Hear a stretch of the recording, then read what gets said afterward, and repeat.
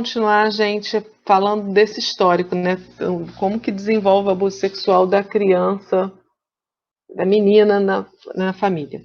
No início, é normal que a criança veja aquilo como um carinho, uma brincadeira. Então vamos pegar lá o pai que abusa da menina. No início não tem violência sexual, né? Violência sexual no sentido de violência expressa. Sempre vai ter uma violência implícita, né? Quando é vítima criança e adolescente, a violência está tácita ali, está implícita. Mas eu digo violência sexual no sentido de força bruta, né? De sentido estrito da violência sexual. Não, ele faz aquilo de forma sedutora, né? É um carinho, são brincadeirinhas, é segredinho nosso. É gostoso. A menina gosta, até anseia por isso. Ela não entende aquilo como uma violência, como um abuso. É uma brincadeirinha que o pai faz com ela, é gostoso aquele toque. Porque eu costumo dizer, gente, que se um cachorro vier te lamber do jeito certo, no lugar certo, vai te arrepiar, sabe? Gera, porque é orgânico, são terminações nervosas ligadas uma à outra, não depende do seu, como você pensa ou sente sobre aquilo, é, é uma coisa física. Então vai dar prazer, aquela criança vai ter prazer com os toques, com os carinhos, com as carícias que aquele pai está fazendo. Ainda mais quando é um pai que às vezes não tem muitos momentos de brincadeira ou de carinho com ela. É um pai às vezes mais bronco, mais agressivo, que tem menos esse contato. Então, quando ele começa com essa brincadeirinha de segredinho que é deles, ela gosta, ela sente prazer, ela quer de novo. Então é comum a gente ver um certo ritual, sabe? Assim, por exemplo, a mãe sai para ir para o culto, e toda vez que a mãe sai para ir com o culto, o pai fica com a menina, ele vai e abusa dela. Então ela já começa a relacionar. Quando a mamãe vai para o culto, é hora de brincar com o papai. Então, a mãe sai, ela já pula no colo do pai, senta para começar a brincadeirinha. Isso depois gera uma culpa nela, porque ela começa a achar que ela que provocava, que ela era culpada. Ela não entende aquilo como uma consequência perversa da coisa. Então, é o único momento não agressivo que tem com o pai, tá? Mas essa criança cresce. Essa criança que está entendendo aquilo de maneira muito lógica, está gostando, vai crescendo, vai indo para a escola, vai lendo coisas, vai conversando com os amiguinhos, vendo coisa na TV e acaba percebendo que aquela brincadeirinha, aquele segredinho que o pai tem com ela não é comum, não é normal dos pais terem com os filhos, com as filhas, né? E começa a suspeitar no início, intuir que aquilo não é legal. E começa a não querer, a rejeitar, dizer não, não quero. Recusar o pai mesmo. Quando ela começa a recusar, aí sim entra a violência sexual. Aí o pai responde com violência no sentido estrito, tá? Lembrando que violência implícita tem sempre. Não tem abuso sexual de criança sem uma violência implícita, por causa desse jogo de poder que lembraram aqui há pouco. Mas essa violência explícita, essa violência expressa, física, né, entra nesse momento, quando a criança recusa, começa a dizer, não, pai, não quero, né? Aí ele vai e responde, tanto com coisas físicas mesmo, violência, né, pega, bate, puxa, quanto com ameaças, violências psicológicas. São até mais comuns, é mais comum as crianças narrarem, eu não contava porque o papai ameaçava que se eu não deixasse, se eu dissesse alguma coisa para alguém, que ele ia me matar, que ele ia matar minha mãe, minha avó. Normalmente ele ameaça até mais as pessoas que a criança ama do que a própria criança. E aí a criança fica naquele emaranhado de sentimentos, né? Está com medo de que as ameaças se concretizem, culpa, porque ela lembra que ela que procurava o pai quando a mãe saía, que ela queria aquilo, vergonha, porque acha que tudo que ela está fazendo estava errado, muita insegurança. E no meio desse emaranhado de sentimentos, ela ainda tem uma família que não. Foi? Que não ajuda muito. As mães das crianças que são abusadas, em geral, eu não estou dizendo que não existam honrosas exceções, graças a Deus existem, mas as mães de crianças que são abusadas por muito tempo, em geral, se encaixam nessas características aí, ou são omissas ou são coniventes. Estão muito longe daquela mãe que aparece nas poesias e nas músicas, das propagandas do Dia das Mães, a mãe leoa que faz tudo para defender sua cria. Estão muito longe disso. Ou elas são omissas, no sentido de que negam aquilo, não veem, tem um mecanismo até de defesa, né, da negação, de não conseguir ver e preferir não enxergar ou não ouvir. Às vezes a criança fala para ela, conta, mamãe, papai fez isso, e ela até tem mães que batem na criança, proíbem de falar aquilo contra o pai, de repetir aquilo para qualquer pessoa que seja. A gente tirar sangue quando contou para a mãe, né? A mãe deu um tapa que tirou sangue.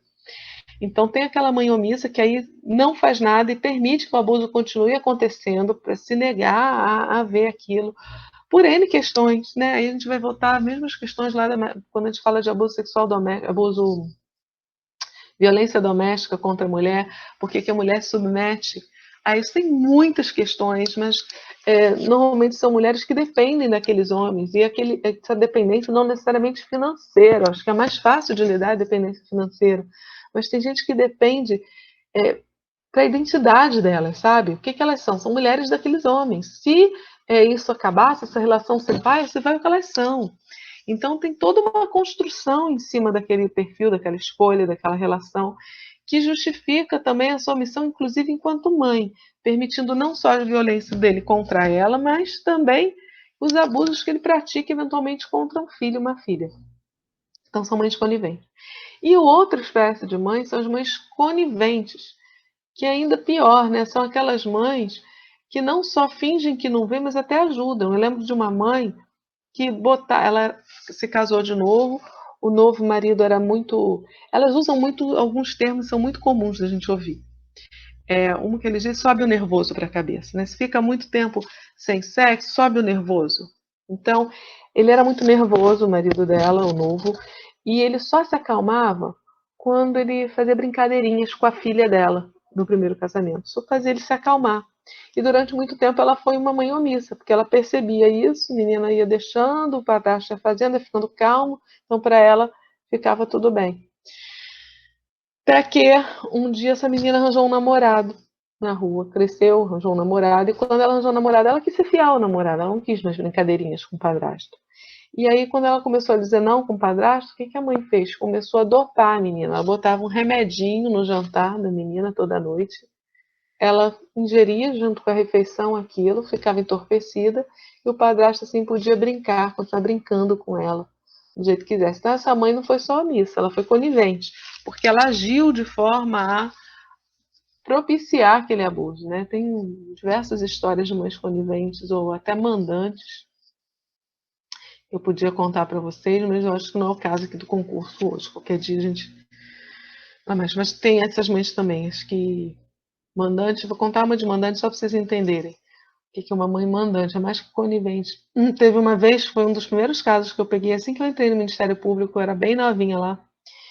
E eu lembro que me abalou muito esse caso, porque foi um garoto que chegou para mim pela escola, porque dizia que ele estava muito rebelde, ele estava muito desobediente, respondão, até agredindo amigos e professores, até a diretora ele tinha batido.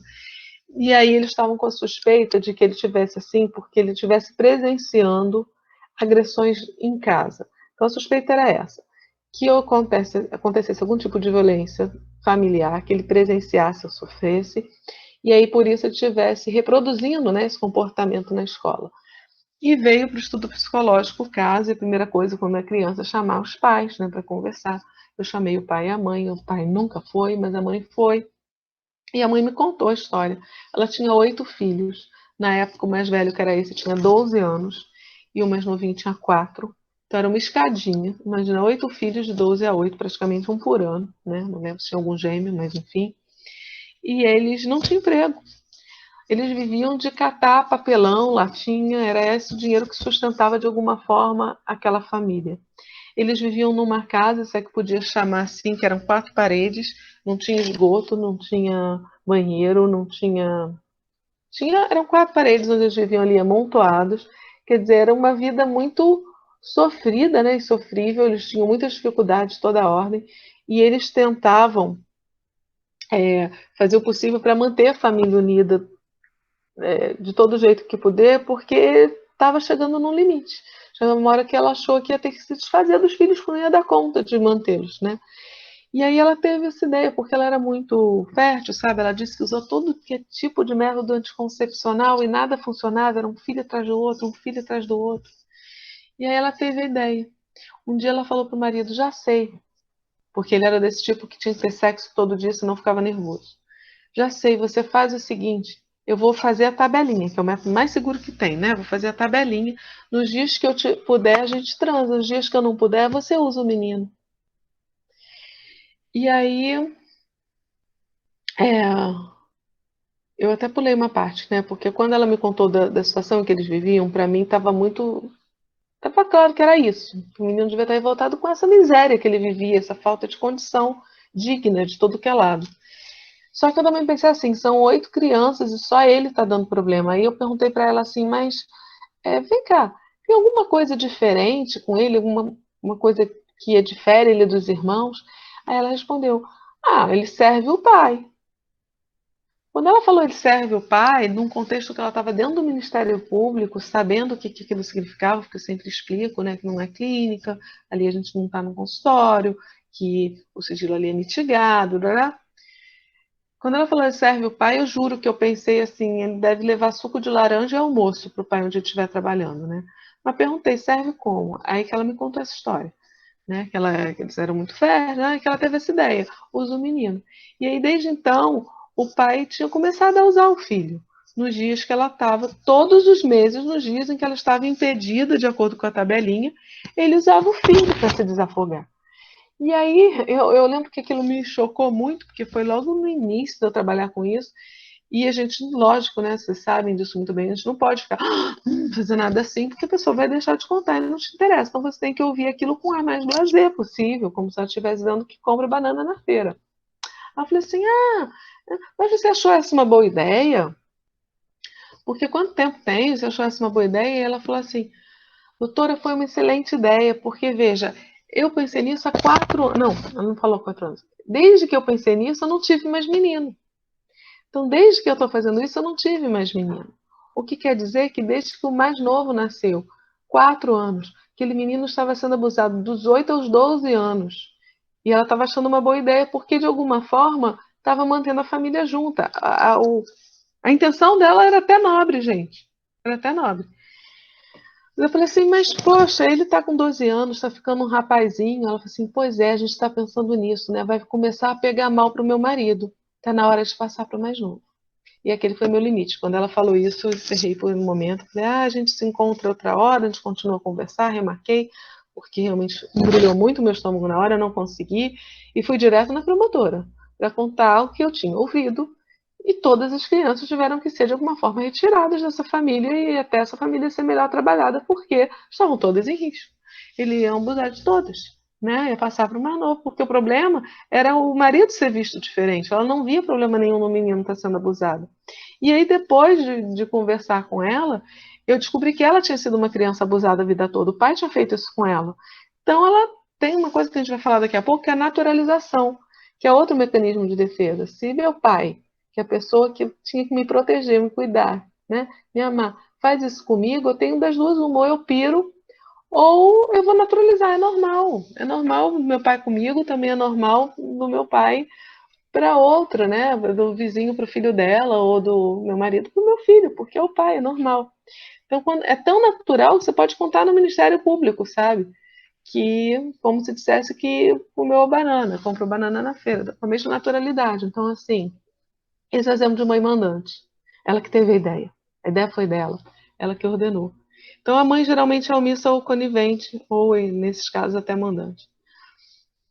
Irmãos.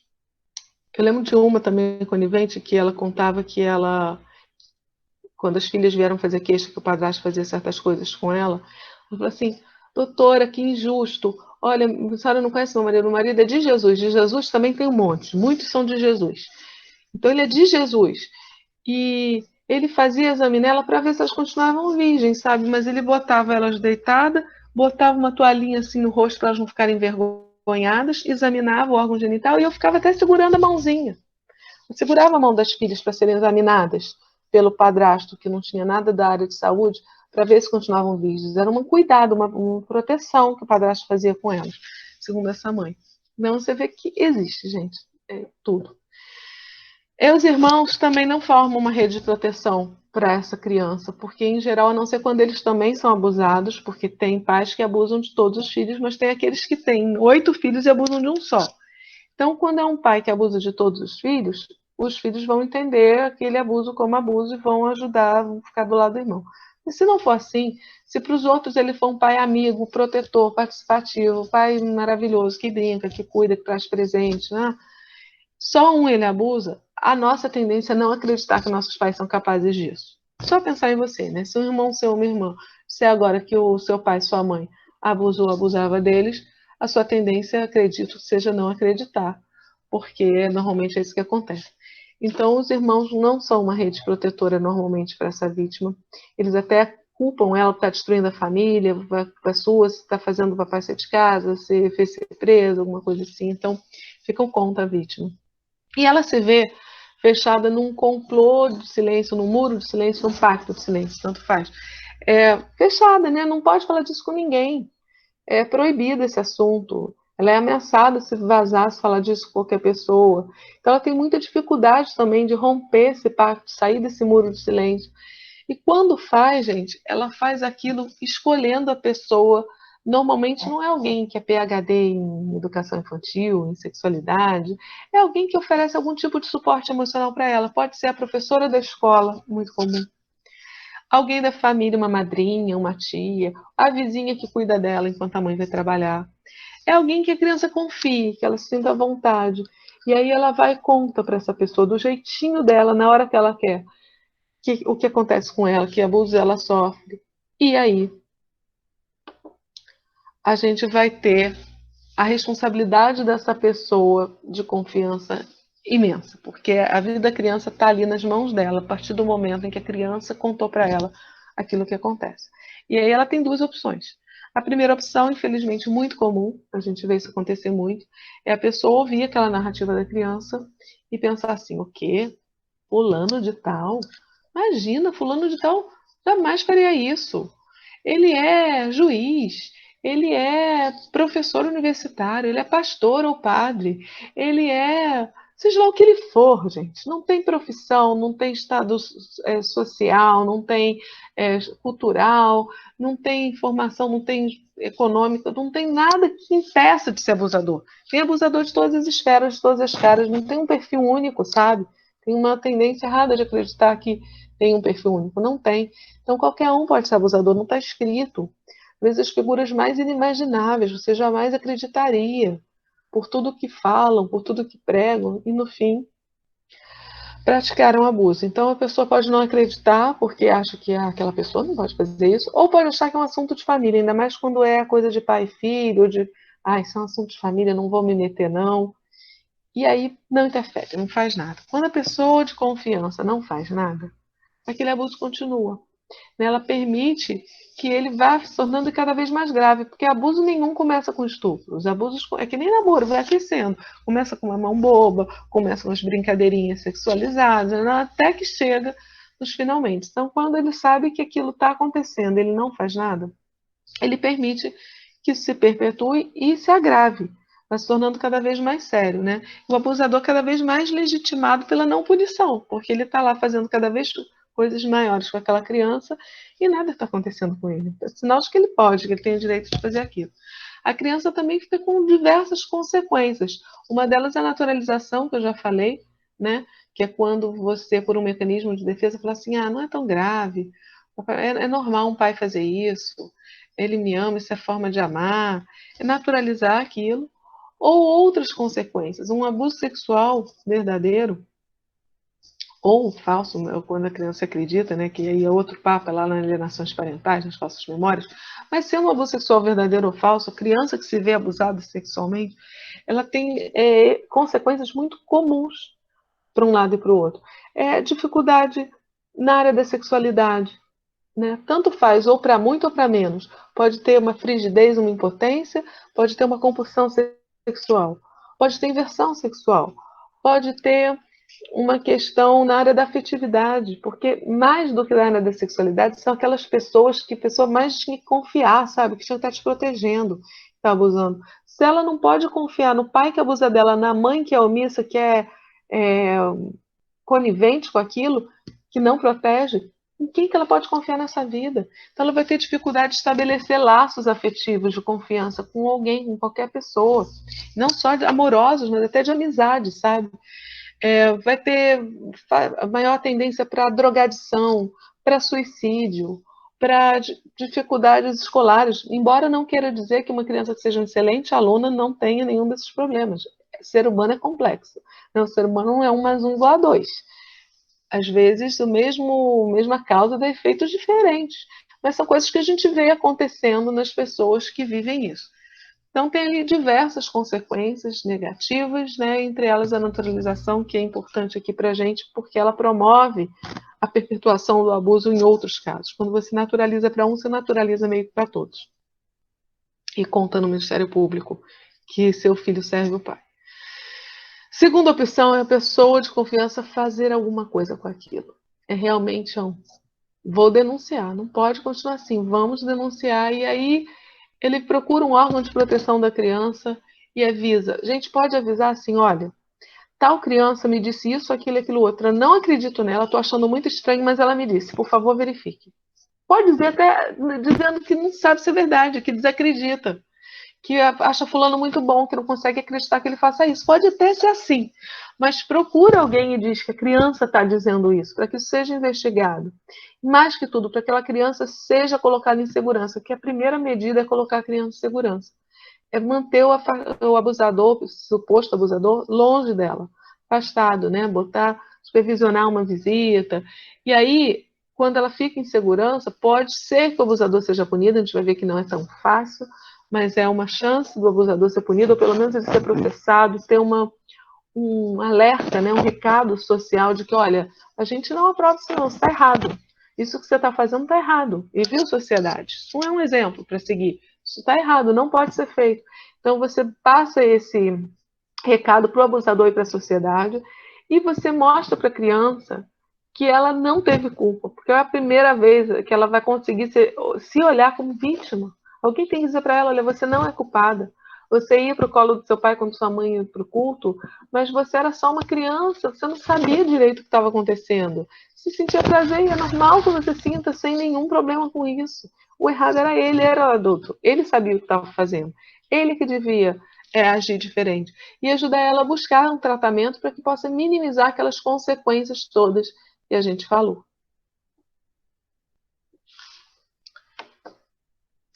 Vamos seguir.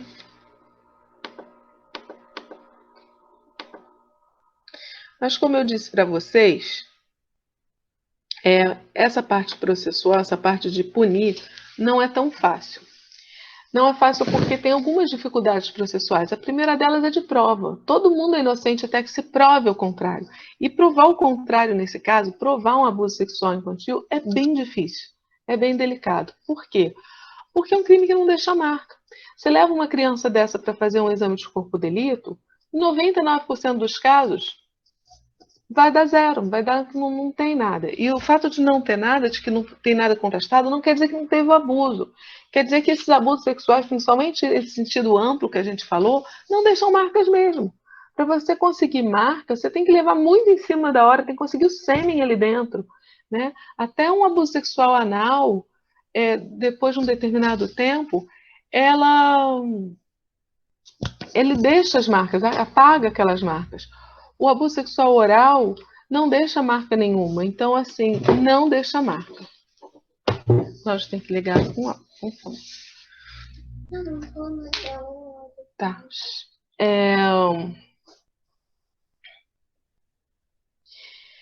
Ele também acontece entre 4 paredes, quer dizer, normalmente tem só quem pratica o ato e a vítima. Ele não vai acontecer com testemunhas, não vai ter ninguém ali. Se tiver, a mãe que é conivente. Então, que não vai querer depor a favor. Então, a única prova que a gente tem normalmente para conseguir punir um abusador é o relato da vítima, no caso da criança, do adolescente, né? E que muitas vezes é um relato bem confuso, bem contraditório. Por quê? Porque, primeiro, essas expressões, imagina uma pessoa que teve maior dificuldade de contar, de sair do muro do silêncio, contar do jeito que quis, para a pessoa que quis, falar daquilo, de repente, no momento em que fala é levada na delegacia, no IML, na defensoria, no advogado, no Ministério Público, em Conselho Tutelar, em várias instâncias, para ter que repetir aquele mesmo blá blá blá, contar aquilo para pessoas que ela nunca viu antes, não tem o menor. Então, imagina quanta pressão externa, fora a pressão da família, né? Falando, você está querendo destruir a família, você vai prender nosso pai, eu não amo mais você. Então, essa ameaça de retirar amor, de pressão externa. E do próprio pai, que quando descobre que a criança denunciou, ele vira aquele pai dos sonhos da criança. Então, fala assim, filhinha, papai nunca quis fazer mal para você, o papai te ama. Diz que é tudo mentira, diz que você inventou tudo, desfaz tudo e tudo vai voltar normal. E olha, eu vou te dar isso e aquilo, eu vou te levar para passear na Disney, faz milhões de promessas. Então, é essas pressões externas que ela está sujeita, e mais a pressão interna, porque tudo que uma criança mais quer na vida é ter um pai e uma mãe legal. Então, quando o pai começa a dizer essas coisas para ela, ela quer acreditar. Ela quer acreditar que se ela disser tudo, se ela disser que ele inventou, que foi tudo mentira, o pai vai ser aquele pai que ela sempre sonhou. Porque ela não quer mudar, ela só não quer mais ser abusada, né? Mas se ele puder ser aquele pai legal, que bom, é tudo o que ela quer na vida. Então, ainda tem a questão da revitimização que eu já falei, quando a criança tem que repetir esse relato, é levada em várias instâncias, em vários lugares, pessoas diferentes, em ambientes que ela desconhece, vivendo aquela situação toda como muito ameaçadora e tem que contar de novo e recontar, né, viver. E aí está botando um dado para vocês do Childhood Brasil, que pesquisas apontam que meninos e meninas são ouvidas cerca de 8 a 10 vezes ao longo do processo judicial, repetindo e revivendo a situação sofrida para diversos órgãos de atendimento, investigação e responsabilização. Então, imagina, que quando chega no final, eu vou dar mais uma. Quando chega no final, ela é levada a juízo para depor. E por causa de princípios que vocês devem conhecer, estão lá no direito constitucional, cai em concurso, que é o princípio do contraditório e o princípio da ampla defesa. O que são esses? São princípios do direito constitucional e do direito penal. Ninguém pode ser acusado sem direito à ampla defesa, a se defender por todos os meios e provas que é possível. E ninguém pode ser acusado sem contraditório, quer dizer, tem o direito de se manifestar sobre todas as provas que são produzidas contra ele. Então, graças a esses direitos, do direito constitucional, do direito penal, o abusador tem o direito de se manifestar sobre a fala da criança também. Então, como acontecia numa forma tradicional? De forma tradicional, essa criança é levada, ainda acontece em alguns lugares, embora tenha uma lei já prevendo outra coisa, né?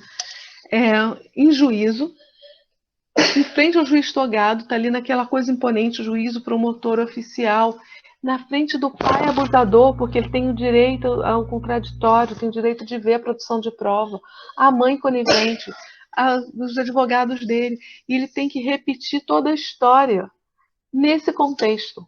Responder as perguntas são feitas nesse contexto, com todos os detalhes. Então, é muito comum que, nesse contexto, o relato saia muito ruim, muito cheio de contradições, cheio de vácuos, de buracos, e aí, nesse momento, isso gera um relato muito fraco para embasar uma persecução penal. E como a única prova, o único indício de prova que se tem é o relato da vítima, isso muitas vezes não é suficiente para o Ministério Público conseguir a punição do abusador. E dessa forma é muito comum que não houvesse punição do abuso sexual. Surgiu uma alternativa para isso lá no Rio Grande do Sul, foi o depoimento sem dano, né, feito por um juiz que ficou super famoso, de vez em quando ele está aí falando, vocês encontram lives com ele, é só botar que não falta, que é o depoimento sem dano. É o José Daltoé, que lançou o depoimento sem dano. Como que era o depoimento sem dano? A proposta é que a criança fosse levada para um ambiente próprio, não fosse lá na sala de audiência com todo mundo, fosse levada para uma outra salinha, mais mais decorada, de forma mais acolhedora, como é um consultório pediátrico de dentista, por exemplo. E aí ele estivesse lá só com um técnico capacitado para conversar com ele, que não fizesse perguntas indevidas, porque lá tem juízes, gente, que fazem perguntas inacreditáveis.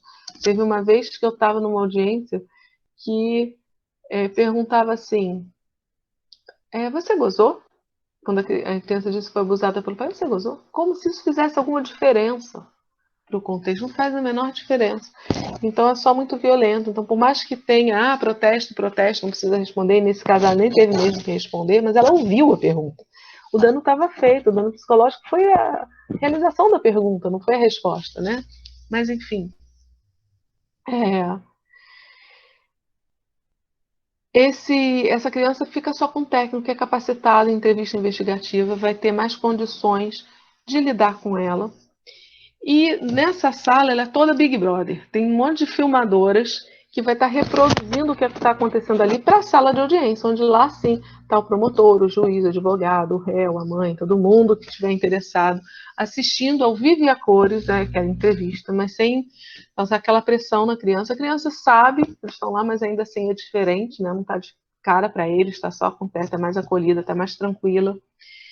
E eles ainda repassam para o técnico através ou de ponto eletrônico ou de um telefone. Aqui no Rio eles usam um telefone. Eles repassam no final da entrevista. Tem todo um protocolo, toda uma técnica, a gente vai falar disso daqui a pouco. Mas depois do relato da criança, e aí vem a sessão das perguntas, eles passam as perguntas e o técnico vai transmitir para a criança do jeito que achar conveniente se julgar, porque ele ainda pode avaliar se aquela pergunta causaria ou não danos para a criança, para que não passe para ela.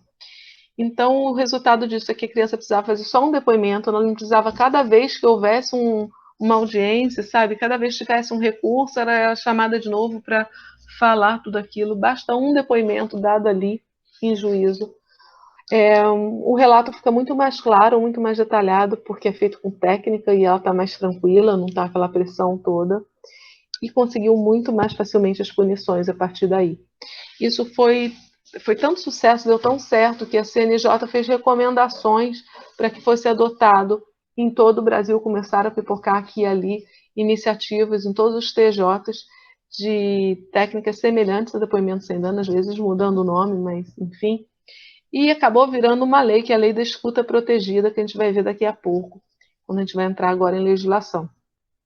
E temos o decreto autonormativo e a próxima parte da nossa sala. Então, vou dar uma parada aqui, que já deve ter uma meia hora, e a gente encerrou aqui a parte fenomenológica, vamos dizer assim, do fenômeno em si, e vai entrar na legislação. Até aqui, tem alguém que tem dúvidas, perguntas, comentários, gente? Eu tenho. Pode falar. Eu não sei se você vai falar sobre isso mais para frente, mas se você for falar, não Hum, precisa nem me responder. hum. Às vezes eu ouço duas terminologias, depoimento sem dano e depoimento especial. Vou Eles... falar. Ah, então tá bom, obrigada. Mas eu posso até botar agora como uma introdução até a lei. O depoimento sem dano foi como ele surgiu no Brasil, foi o primeiro nome que foi dado pelo Daltoé, que foi um nome muito criticado. Os conselhos caíram em cima dele. Aliás, o depoimento sem dano foi todo muito criticado, né? O CRP fez resoluções proibindo o psicólogo de atuar no depoimento sem dano. E a gente teve muito trabalho para fazer um parecer contrário e entrar com uma ação para derrubar liminarmente na justiça, porque seria até inconstitucional o CRP impedir uma atuação profissional que é reconhecida no mundo, porque ele não gosta do depoimento sem dano, enfim. Mas não vamos entrar nessas questões agora. O depoimento sem dano, então, é uma nomenclatura específica feita lá no Rio Grande do Sul pelo Daltoé. Quando ele foi usado, ele foi ganhando outras nomenclaturas. E uma delas foi depoimento especial, que foi o que ficou, inclusive, na lei. Quando a gente fala da lei da escuta protegida, ele vai repetir, vai usar depoimento especial, que é, na verdade, um desenvolvimento do depoimento sem dano. Mas aquele depoimento sem dano foi o primitivo, e depoimento especial é o resultado. Né? Depois de evoluções, de mudar aqui e ali, até algumas críticas que eram plausíveis, né? Chegou a ser um novo modelo que muito semelhante, mas com algumas alterações do anterior, baseado no depoimento sem dano, mas que se chama depoimento especial.